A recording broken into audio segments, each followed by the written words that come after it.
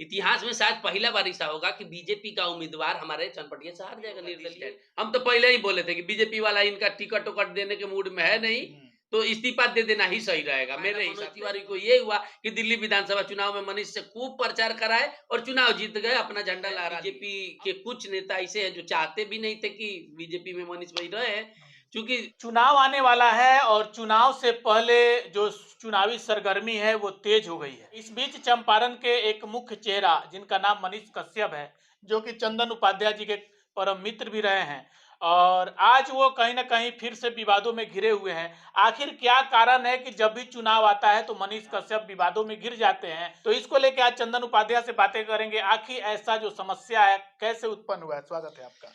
हम तो पहले ही बोले थे कि बीजेपी वाला इनका टिकट उकट देने के मूड में है नहीं, तो इस्तीफा दे देना ही सही रहेगा। मेरे हिसाब से पर्सनल ओपिनियन है ये।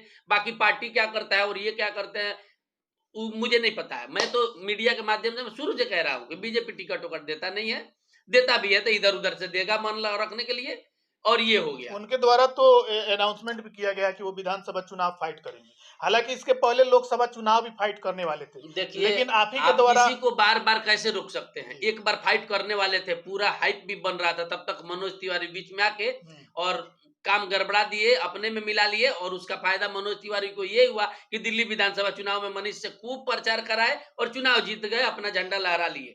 अब देखते हैं क्या करते हैं। अब अपना धरातल पे यार लोग चुनाव जीतता नहीं। हमारे यहाँ से विनय बिहारी निर्दलीय चुनाव जीते नहीं है।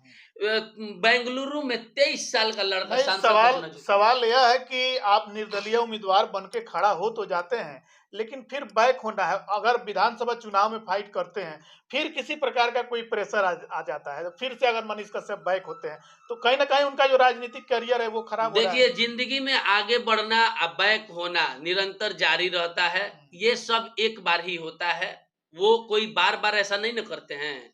एक बार किसी के झांसा में आ गए, मान लीजिए एक बार, सिर्फ एक बार, तो एक बार तो गलती भगवान भी क्षमा कर देते हैं। आदमी काहे नहीं विश्वास करेगा? एकदम करेगा। सारा मीडिया लोग है, हम लोग हैं, लोगों को विश्वास दिलाएंगे कि जैसे पहले हुआ था वैसे नहीं हुआ था, नहीं होगा। और वो चुनाव मोदी जी वाला था, ठीक है, उस समय कहीं ना कहीं थोड़ा गड़बड़ हो जाता। मोदी जी का हम लोग सपोर्टर है, योगी जी का सपोर्टर है, तो वो बैक होना भी जरूरी था, उसमें हम भी सहमत थे, अब वीडियो भी बनाए थे। इसमें नहीं होगा, ये क्षेत्रीय चुनाव है, यहाँ क्षेत्रीय लोगों का जरूरत है, यहाँ मोदी जी नहीं आएंगे। यहाँ हमको बिहार में रहना, बिहार का विधायक घर के बगल का चाहिए, यहाँ कोई हमको पार्लियामेंट के लिए नहीं लड़ना है। तो इस समय निर्दलीय भी लड़ेगा तो लोग जरूर साथ देंगे। हाइपर होके लोग बोल जाता है कुछ ज्यादा, हम लोगों का यही बीमारी है, हम लोग हाइपर होकर ज्यादा बोल जाते हैं, जो कि हमारे सेहत के लिए और भविष्य के लिए खतरनाक होता है। वो जो भी करेंगे अच्छा करेंगे, क्योंकि अब तो परिपक्व हो गए ना, इतना बड़ा धारा में तमिलनाडु से केस में आ गए काट के, अकेले रहते थे 4 महीना, तो अब तो परिपक्व हो गए। कैरियर खराब, ये माइक लेके घूम रहे हैं युवा, कितना बढ़िया, अपना अपराध कम हो रहा है सारा। अब देश दुनिया से फोन आता है कि सबसे ज्यादा यूट्यूबर बिहार में पैदा हो गए हैं, तो ठीक है ना भाई, पैसा कमा रहे हैं, रोजगार ढूंढ रहे हैं। तो टोटल पॉलिटिकल स्टैंड है ये। और हाल ही में अभी जो है कि अश्लील वीडियो चलाने वाले यूट्यूबर्स पर कार्रवाई हो रही है, जिसमें आप भी कहीं ना कहीं थाने का चक्कर लगा चुके हैं, और आपके प्रति कहीं ना कहीं मनीष कश्यप का हमदर्दी दिखा है। तो मनीष कश्यप इसके विरोध में चलते हैं। बीच में मनी मिराज को लेकर भी उनके द्वारा बहुत सारा टीका टिप्पणी आया। अभी अनिकेत रंजन के द्वारा भी अश्लीलता पर एक जंग छेड़ दिया गया है। तो क्या लगता है, अश्लीलता समाप्त होगा या इस पर कुछ? मेरे समझ में नहीं आता है कि अश्लीलता का जंग अपने लिए, टीआरपी के लिए छोड़ा है लोग, या सच में करना है कुछ कुछ करना है। तो अभी तक बाकी लोगों पे एफआईआर दर्ज क्यों नहीं हो रहा है? लेकिन मोतिहारी के एसपी साहब के द्वारा तो कार्रवाई की जा रही है। अब बाकी लोगों पे क्यों नहीं हो रहा है अभी तक?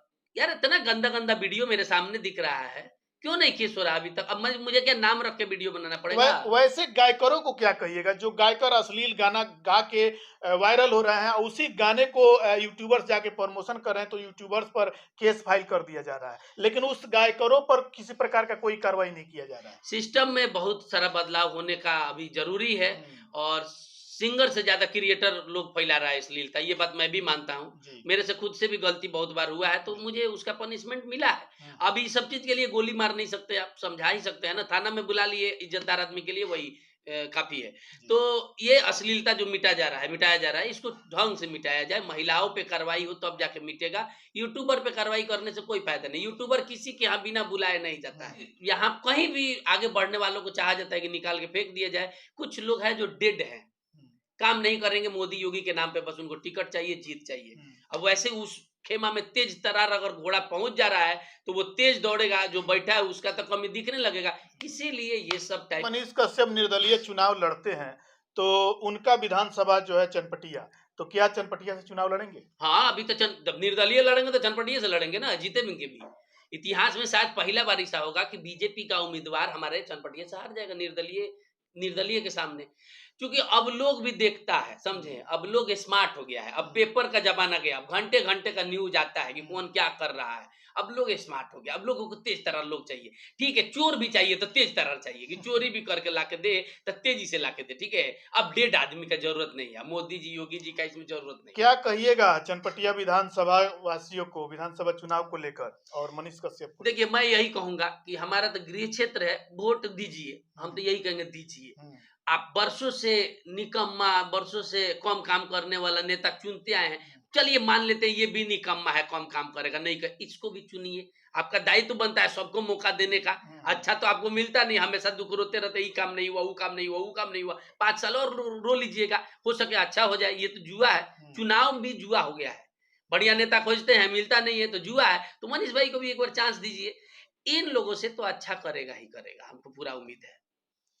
तो चलिए, ये थे चंदन उपाध्याय जो कि मनीष कश्यप के परम मित्र हैं, और इनके द्वारा बहुत सारा अपडेट दिया गया। जो चंदन उपाध्याय के द्वारा बताया गया कि विधानसभा जो चुनाव लड़ेंगे वो निर्दलीय उम्मीदवार बन के लड़ेंगे। हालांकि आगे की जो भी गतिविधियां होगी आप सभी को चैनल के माध्यम से दिखाया जाएगा।